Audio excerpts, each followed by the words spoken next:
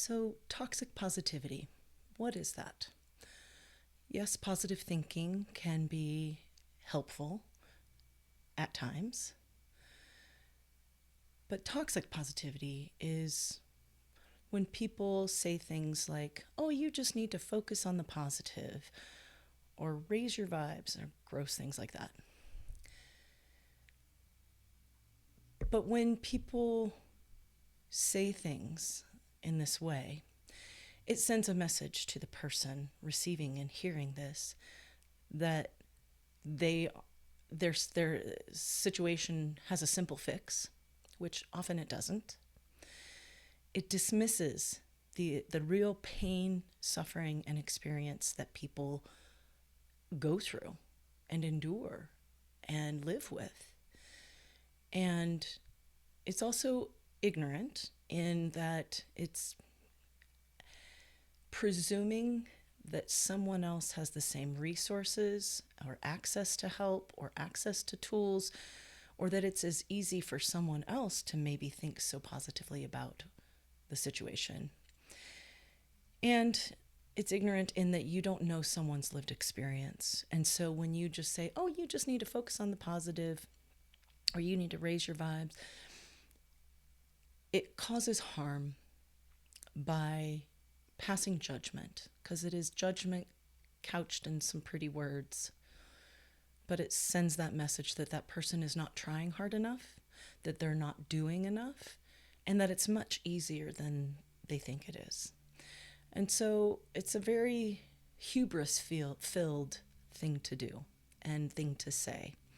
And so if anyone in your life is telling you these things, invite them, and you can read the articles that are attached, share them with them, and encourage them to understand that while they may be trying to be helpful, and I do think that's the root of what most people are feeling when they're saying things like this, is that they want to help someone feel better, but they don't understand how the actual words they're saying really hurt and are a detriment to that person. And so if you're someone who has had a tendency to say these things, then just notice and stop yourself next time. And remember, I don't know everything about this person's experience. I can't imagine. I can try, but I can't know what that feels like. And even if you've experienced something similar, it's not the same. It's not the same, because we all have our lived experiences that lead to our present moment. And again, if you're someone who does this, recognize that you're causing harm to others, and I don't think that that's probably your intention. And so instead, other things you could say are, I'm so sorry. That must be so hard. Is there something I can do? If it's someone you care about, then offer to spend time, because when people are struggling, often time with someone who really cares about us is very helpful. But if you've been someone who's been prone to saying these kinds of things like, oh, it's all going to be fine, or just focus on the positive, any of those things, just begin conditioning yourself away from that. And bringing in, when you notice that you do it, bring in that remembering that you cause harm, and that a person feels judged when you say those things. And hopefully that can help you be a more truly supportive friend, and recognize the ways that we can cause harm without intending to. So avoid toxic positivity. We have a influx in our culture of a lot of toxic positivity.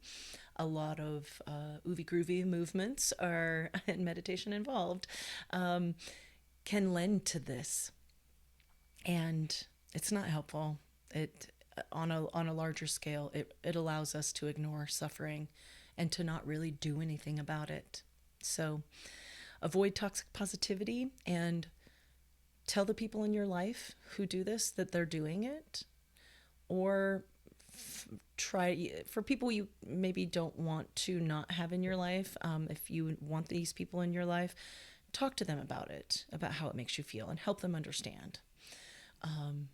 And for others, if it's not somebody that is really important, then maybe just let that go by the wayside, because some people will not be interested in hearing about how their toxic positivity causes harm. So if someone's unwilling to hear or listen, they're probably best avoided. So avoid toxic positivity. If you're still not sure what it is, read the articles that are on the website and educate yourself, and just notice when we have a tendency to step into this. Again, it's a very cultural thing. I think we've been inundated to not be able to tolerate distress. We don't have much of that capacity in our culture. So learning to just sit with discomfort and even another person's discomfort without having to try to make it seem pretty and fine and okay when it's not for them.